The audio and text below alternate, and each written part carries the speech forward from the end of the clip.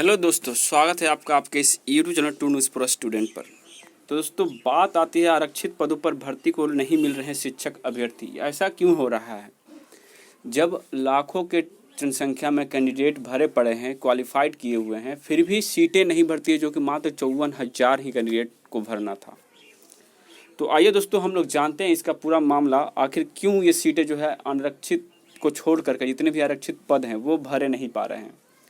कारण क्या है दोस्तों? ये सबसे बड़ा कारण मैं आपको बताऊंगा इस वीडियो के बीच में ही कि आखिर मेन कारण क्या है। तो बताया जा रहा है कि राज्य के प्रारंभिक स्कूलों में छठे चरण के शिक्षक नियोजन के तहत करीब 94,000 शिक्षकों की नियुक्ति की प्रक्रिया चल रही है। काउंसलिंग माध्यम के से उम्मीदवारों के अंतिम रूप से चयन की प्रक्रिया करीब करीब समापन की ओर है।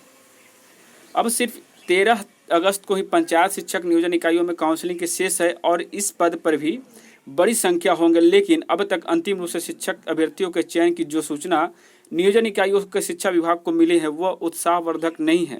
हालांकि विभाग को अभी 9 और 10 अगस्त के चयन की अंतिम रिपोर्ट नहीं मिल पाई है, लेकिन इसके बावजूद 2 चरणों यानी जुलाई और अगस्त में हुई काउंसलिंग को लेकर निर्धारित पदों की तुलना में काफ़ी कम चयन हुआ है और हजारों की संख्या में पद जो है रिक्त गए हैं।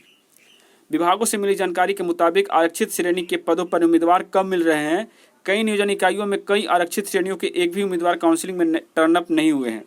भाषा, विज्ञान और गणित में रिक्त की तुलना में प्रारंभिक शिक्षक काफ़ी कम मिल रहे हैं। महिलाओं को 50% आरक्षित है, लेकिन महिला अभ्यर्थी नहीं मिलने पर पद खाली जा रहे हैं। अब हमें ये बताइए दोस्त या भाई या बंधु, महिलाओं को 50% आरक्षण है, यानी कि 47,000 सीटें जो है महिला कैंडिडेट के लिए है। इसका मतलब तो यही हुआ।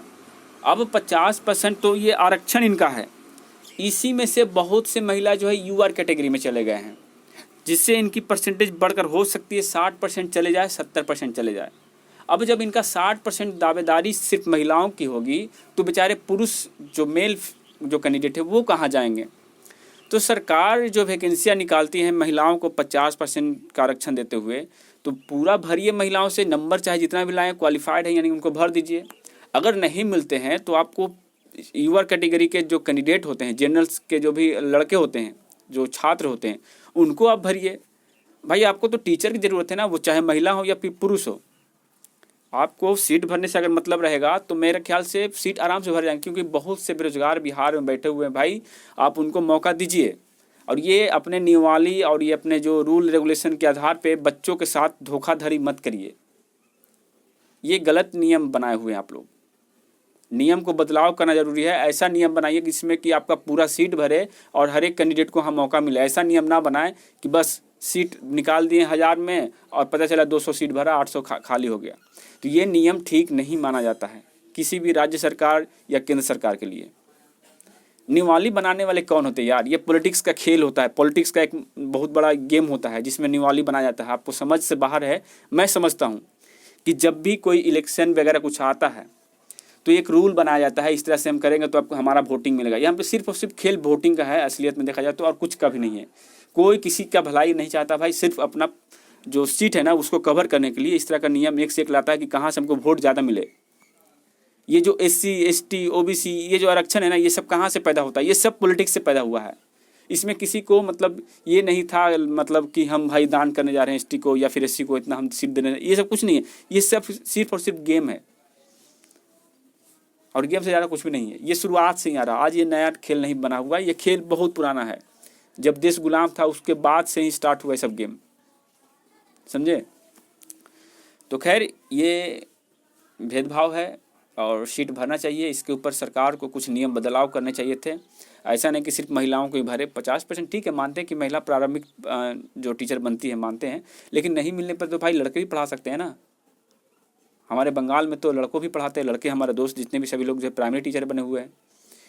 तो मेरे ख्याल से पढ़ाने वाले चाहे वो छात्र हो या छात्रा हो, भाई सब समान रूप से ही अपना योगदान देते हैं। तो इस तरह से भेदभाव नहीं करना चाहिए था। चलिए आगे बढ़ते हैं दोस्त। देखिए, अगस्त की काउंसलिंग की बात करें तो 31 जिलों में 273 प्रखंड नियोजन इकाइयों में 1910 पदों से 492 पद जो है वो रिक्त हो गए। बताइए, 1900 में से 400 रिक्त हो गए, यानी कि 1500 सीट भरे हैं। तो ये 400 कैंडिडेट जो बेचारे आस लगाए थे वो तो अब घर में बैठ के क्या करेंगे? माला जपेंगे क्या, या फिर कुदार उठा के खेत में जाएंगे?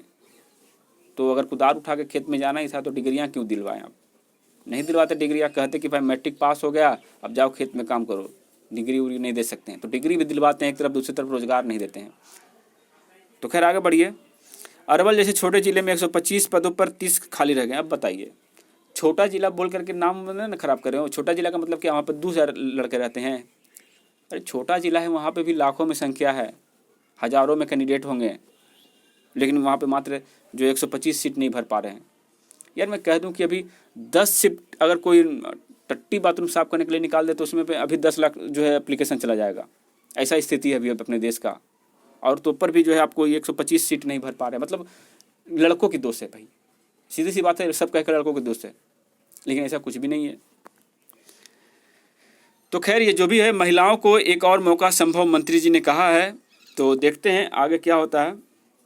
और छठे चरण की जो है अब 13 अगस्त को काउंसलिंग होगी। तो चलिए महिलाओं जो भी है भाई, आप अपने अगर सीट का दावेदार रखे हैं तो आप जा कर के ज्वाइन करिए, और अगर ज्वाइन नहीं करना था तो आपको एग्ज़ाम ही नहीं देना चाहिए था। तो चलिए इसी के साथ वीडियो समाप्त करते हैं, और क्या बोले हम आपको। तो जय हिंद, जय भारत।